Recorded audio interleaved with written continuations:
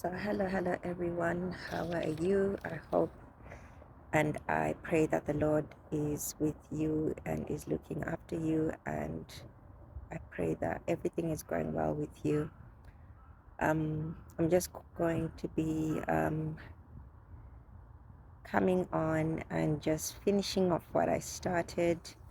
Um, it's been a couple of days, probably a week, since I started on the topic of wolves in sheep's clothing. And I was speaking on examples of wolves in sheep's clothing in the Bible, and I've already spoken through one of the examples, which is Haman, and then the other example that I gave was King. Was it King Saul? I believe it's King Saul. Now, today I'm going to be speaking about Tobias and Sanballat, and hopefully in the next video it will be about the Pharisees and the Sadducees, as I had said at the beginning of this part of the series. There is so much that I have to go through when it comes to scriptures, as I'd given a warning at the beginning of the series that there's going to be a lot of scriptures that I'm going to have to go through, but I'm not going to read through all of them. The Lord had been giving me scriptures upon scriptures, but I'll probably touch on one or two that I might want to read out to you so that you can understand exactly where I'm coming from, and especially for those who don't know the stories of these characters, you'll be able to at least have a bit of an idea of who these people were. Today we're going to be reading the story of Nehemiah, but specifically, as I said, we'll be talking about Tobias and Sanballat, which were the enemies of Nehemiah. We know that Nehemiah was given the mandate by God to build the wall around Jerusalem, because the wall had been sitting there for a long time in ruins. And this is because the Jews had disobeyed God, and God had allowed another nation to take over them. They came and took over. They ruined the walls of Jerusalem. They brought them down, basically, and they were taken as captives. And so now they were subject to another nationality and another government, which was not their own. So this is the situation that occurred. Now, when it was now time for the restoration of the walls of Jerusalem, or can I say the restoration of the nation of the Jews, Nehemiah was given this mandate by God to rebuild the walls of Jerusalem, so that the people that were left could be able to live in them without any fear of being raided by robbers and other people who could just enter in without any problems, because they didn't have any security whatsoever. Okay, so opposition to the rebuilding. I'm reading Nehemiah chapter 4, and it reads, "When Sanballat heard that we were rebuilding the wall," this is Nehemiah, by the way, writing as himself. He says, "When Sanballat heard that we were rebuilding the wall, he became angry and was greatly incensed. He ridiculed the Jews, and in the presence of his associates and the army of Samaria, he said, 'What are those feeble Jews doing? Will they restore their wall? Will they offer sacrifices? Will they finish in a day? Can they bring the stones back to life from those heaps of rubble, burned as they are?'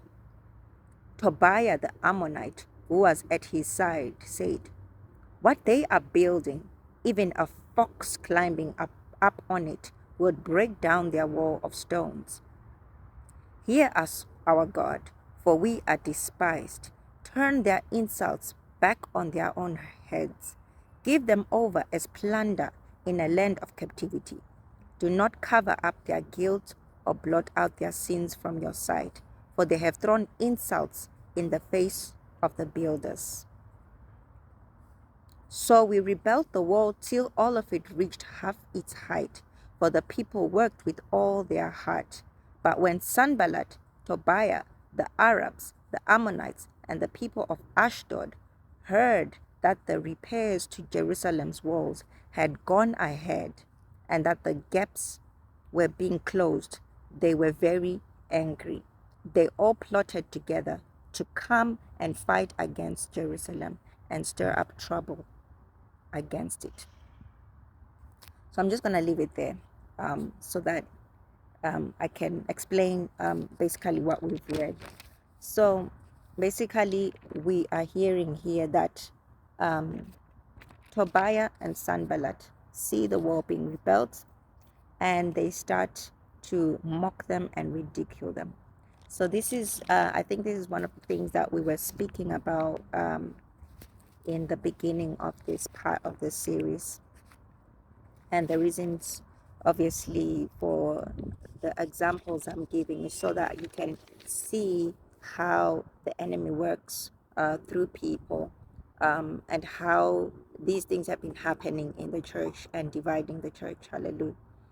So Tobias and Sanballat, they look down on the Jews to begin with. Obviously, seeing that their walls, the walls of their city were burned up, everything was just down. They thought to themselves that these Jews were nothing. They looked down on them. They didn't see much in them.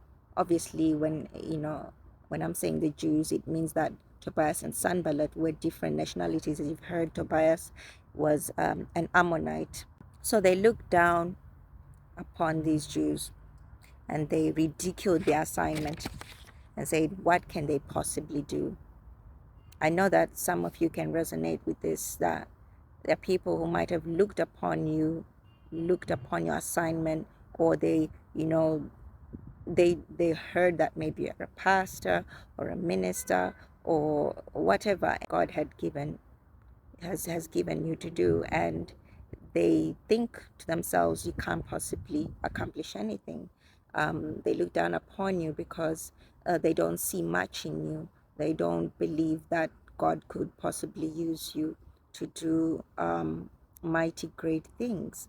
But the truth of the matter is God can use anyone. He can use even a child. Hallelujah. Actually, I was just reading again about the story of Atalia, that there was a woman called Atalia who usurped the power that she gained from her son's death, who was a king. And when her son died, the king died, she, made sure that no one else rose up against her, and she literally killed her own family and killed her own sons, killed her own children, because she wanted power that much. But then in amongst the children there was one that was saved, and that child was hidden away for a moment and for a period of time until the child grew up. And when the child grew up to be about 7 years, that's when they revealed him, and they say this is the king, this is the rightful king, the rightful heir to the throne. And I'm just giving this story because so many times people are hindered from entering their assignment because they're busy listening to other people, mocking them, ridiculing them, saying you can't, you don't amount to anything. And it could be anybody, who might be speaking to you like this. It might be even your family. But I'm just here to encourage you that, don't look at your status. Don't look at your age. Don't look at what you can, what you can do. Because to be honest, even what you can accomplish, it is only by the grace of God. It is only by the anointing of God.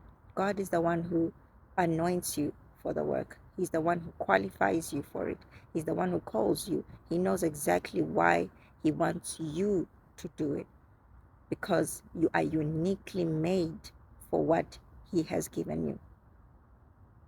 And if you're saying, no, I don't think I could possibly do it, just think about it for a moment. God created you for an assignment, and God created you so that you can be able to complete that assignment. But you were born for that assignment. In other words, when you were conceived, God had already written it in the book of life, that this is what you're going to do and this is what you're going to accomplish. It's predestined. It's already written in the book concerning you.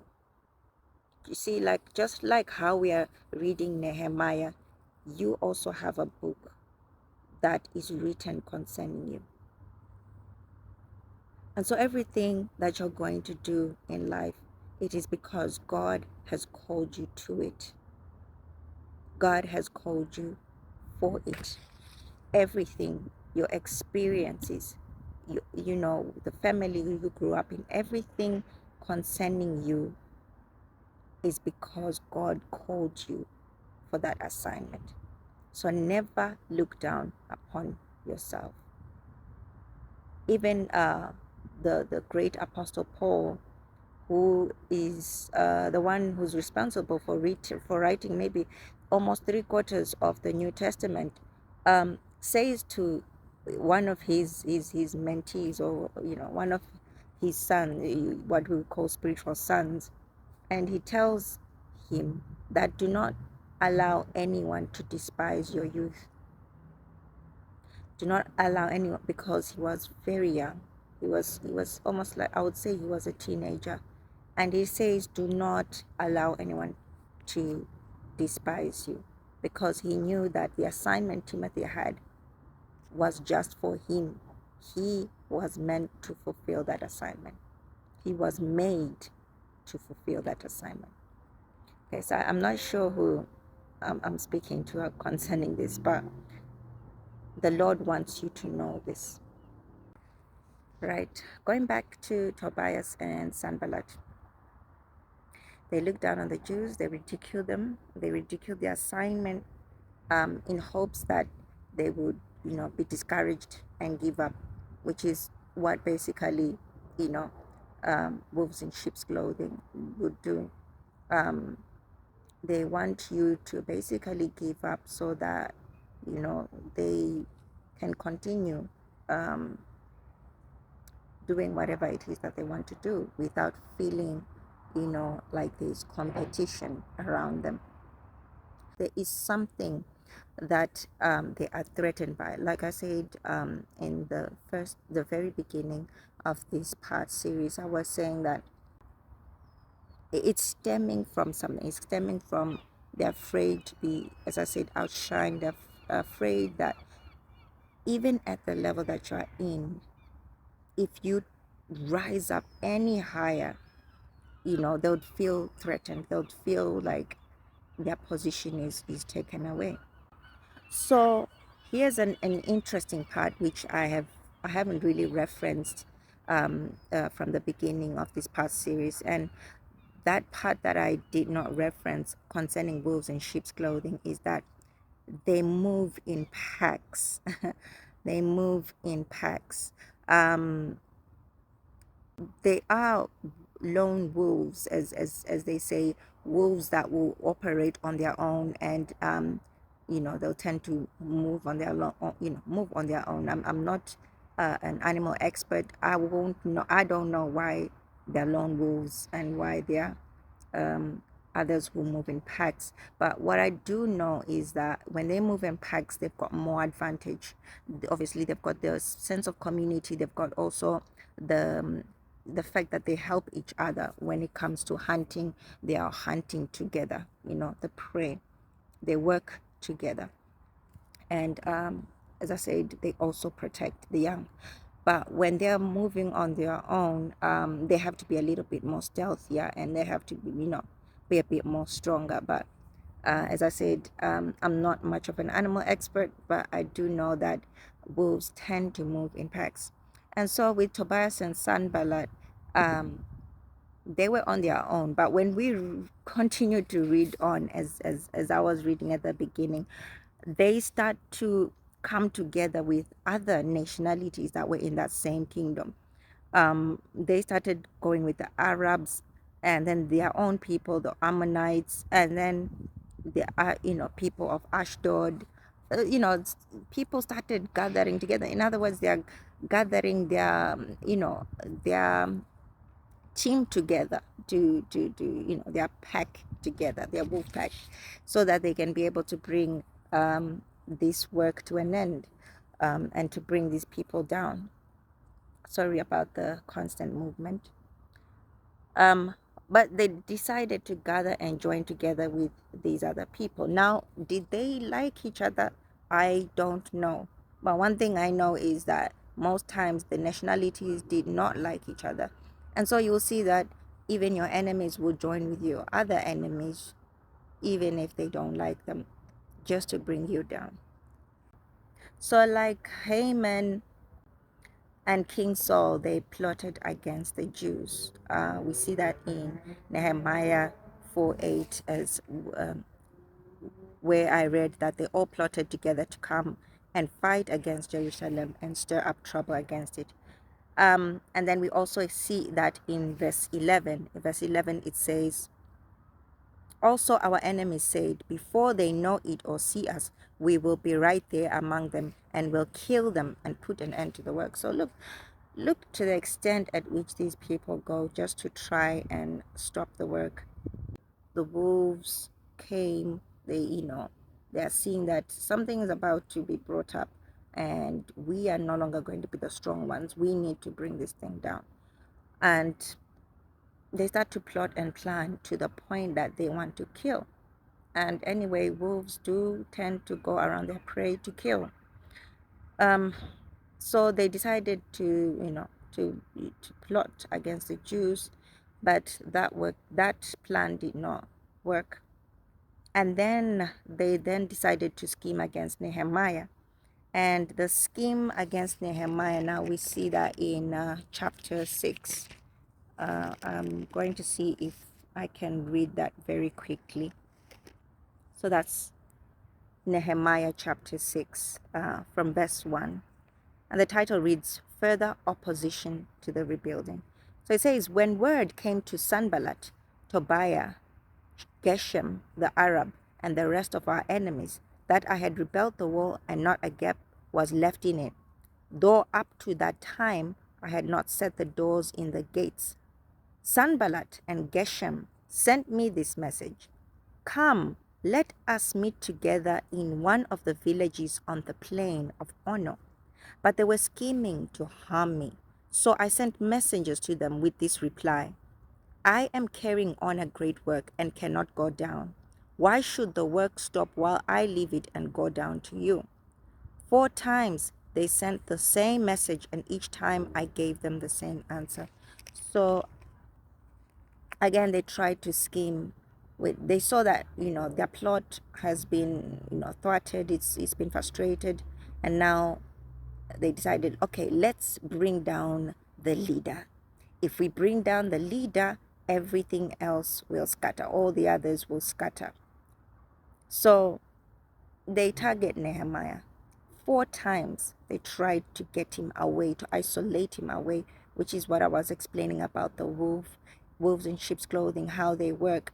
When they want to, when they are targeting a person, they would try to isolate that person and pull that person apart from the pack, so that they can, come up against that person, and they can easily harm them. And when they saw that Nehemiah was not going to do that, then they tried to smear campaign through a letter and acted as if they wanted to help them. In that letter, they made it seem like they were good people, but really they were not good people. We read that in same chapter 6, verse 5 to 8. So it says, "Then the 5th time," so 4 times they tried with Nehemiah, he said no.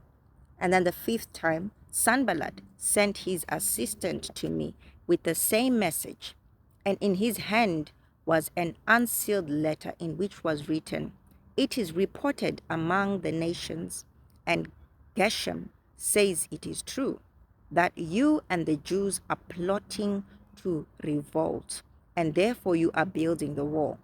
Moreover, according to these reports, you are about to become their king, and have even appointed prophets to make this proclamation about you in Jerusalem. There is a king in Judah. Now this report will get back to the king. So come, let us meet together." And what does he say? I sent him this reply. Nothing like what you are saying is happening. You are just making it up out of your head. They were all trying to frighten us, thinking their hands will get too weak for the work and it will not be completed. So Nehemiah gets that letter, and now they were lying, smear campaigning basically against Nehemiah and the Jews, and saying that they are planning a revolt. They were trying to come up against the king and the rest of the kingdom, and yet that wasn't true. And they were trying to act like, they are coming in kindness, and they're coming to sort out the issue for them and sort out the issue with them, and yet that wasn't the intention at all. So that is where being two-faced comes in. They wanted to appear to Nehemiah as if they are calling him because they really want to help him, they really want to help the Jews, and yet that was not the case. They then used somebody, or can I say a familiar person, who was close to Nehemiah, to lie to Nehemiah.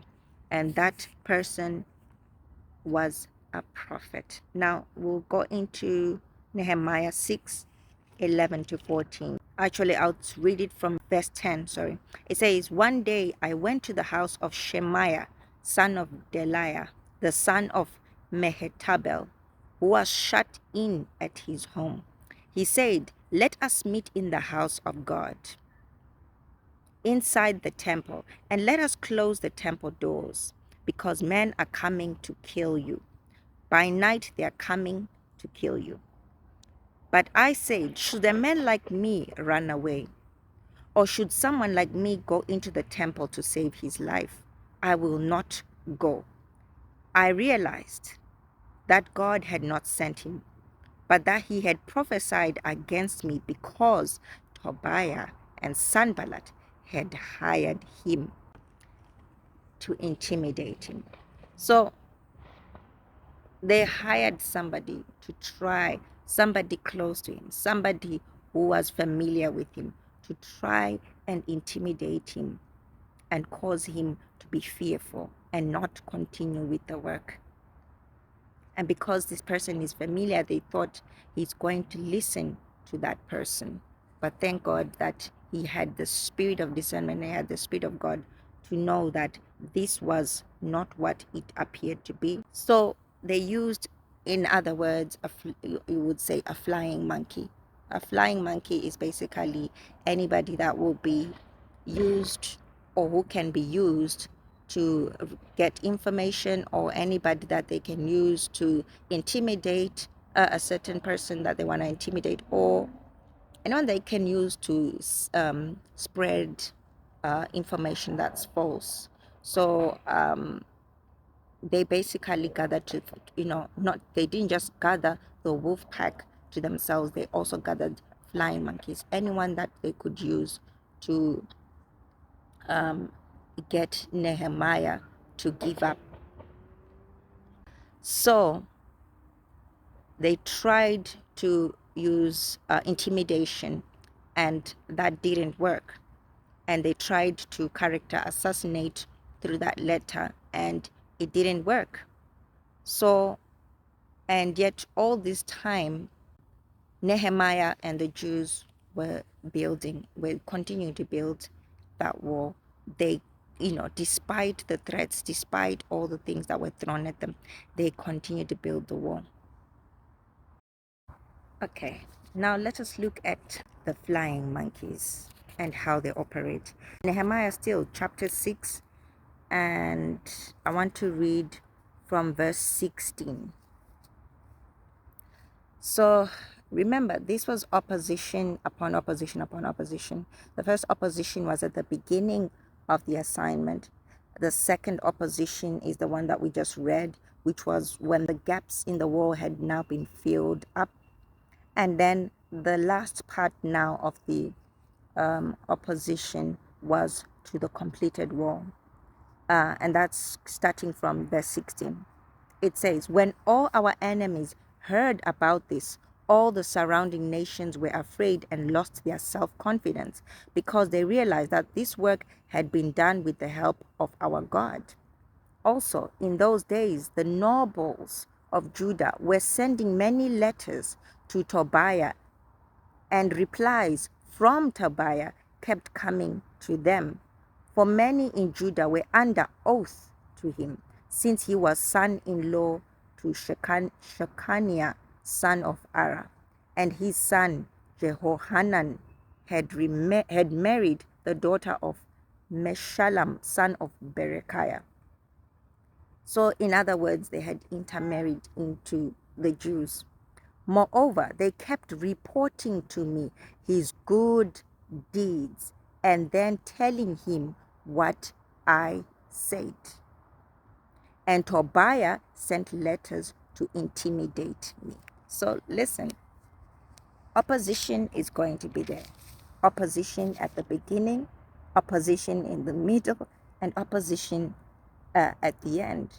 But with each opposition, notice that you will be getting stronger and stronger and stronger in your resolve, in your faith, if you keep standing strong, if you keep going.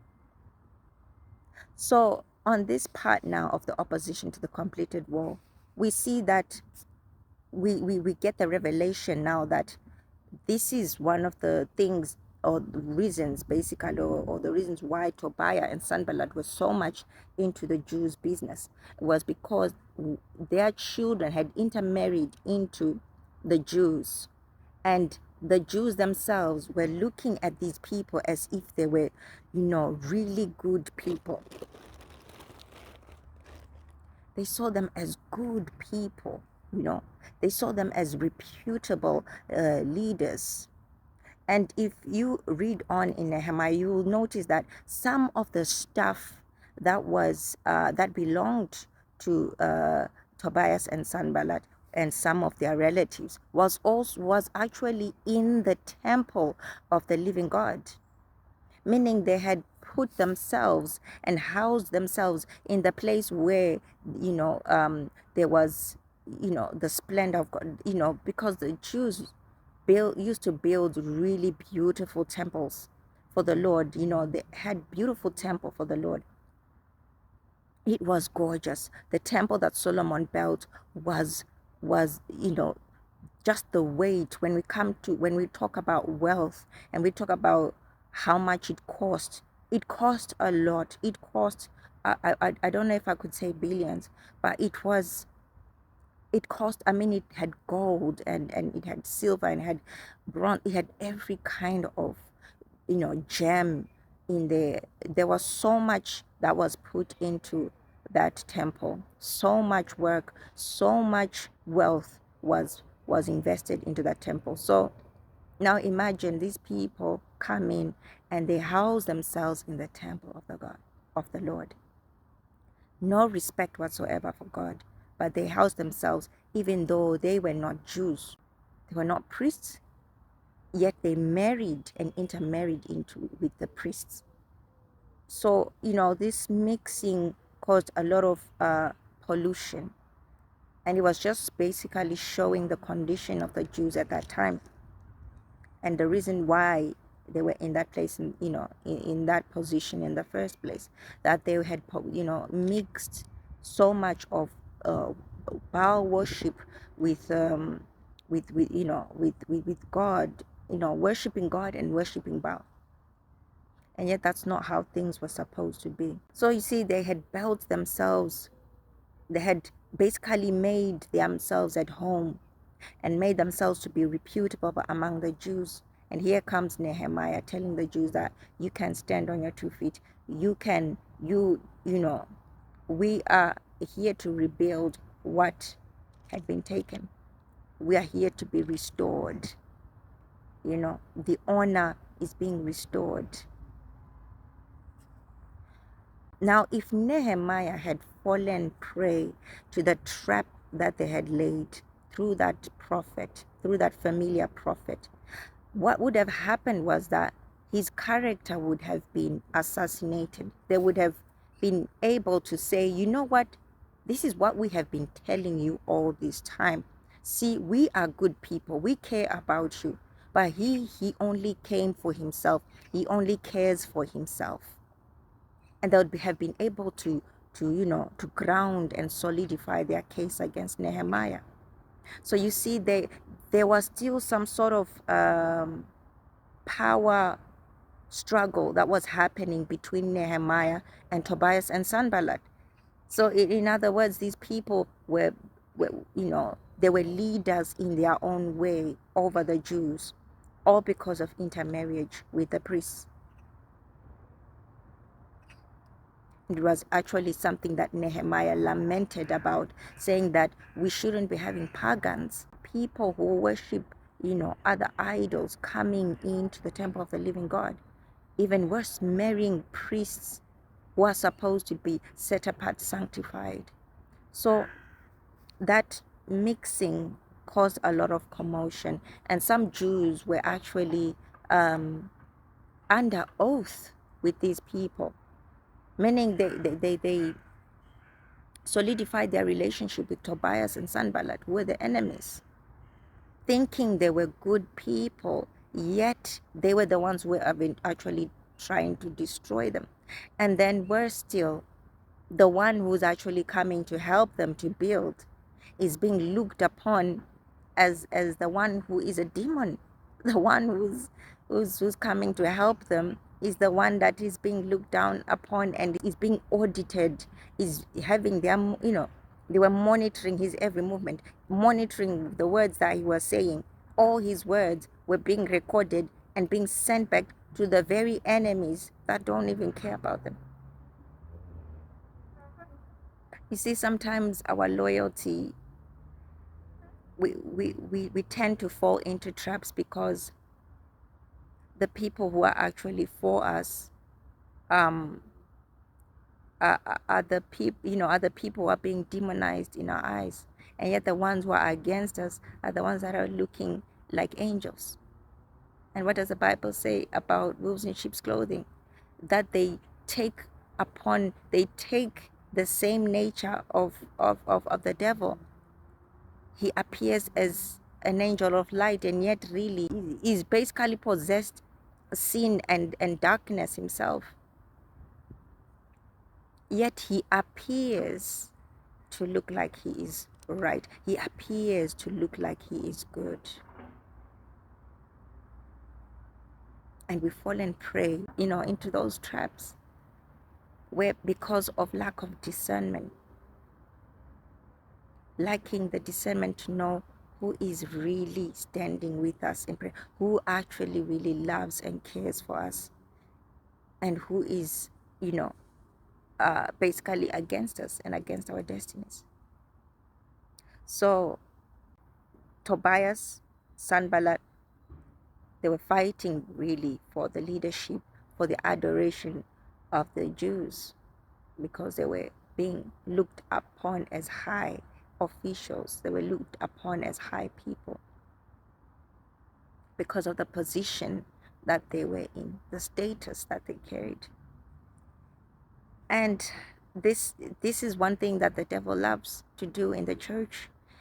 The reason why he wants these people in there, housing themselves and putting themselves in there, is because it pollutes the church. Simple as that.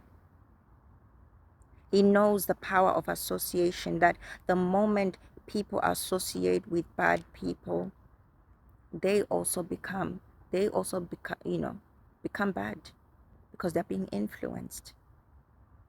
The Bible says bad company corrupts good morals. He knew that, if I place my people in high places, They will corrupt the rest of the good fruit that is there. Put a rotten apple in a bowl of good apples, and in a couple of days, you'll see that even the ones that were healthy are looking a little bit questionable, because it spreads like a poison into the system. So it is so important who we associate with, who we hang around with. If you really want to be discerned, it is just best to really take the time to step back and look at the relationships and the people in your life, and check who is in your life. Are they are they moving you closer to God, or are they taking you away from God? It is very important, because the wolves in sheep's clothing, they don't care about anything except their agenda. All they want to do is take you away so that you can fulfill their agenda. They don't care about your health. They don't care about your growth. They don't care about your relationship with God. They just want what they want. So it's good to just check, who is who in my life? Who is taking me more to the, to the wants of my flesh, my fleshly desires? Who is encouraging that more? Is it that person that always takes me to the club, and yet I'm not supposed to be there? I'm a child of God. Who is in your life? You have to check. So these are the things that have happened to Nehemiah, and the things that these wolves, Tobias and Sanballat, and their flying monkeys and their pack did to try and stop the building of the walls of Jerusalem. Our next part is going to be about the Pharisees and the Sadducees. So I hope that you will follow that as soon as I post that. I'm sure that I'll be posting that as soon as I've finished with this video. So may God bless you, may God keep you, and just watch out for the next video.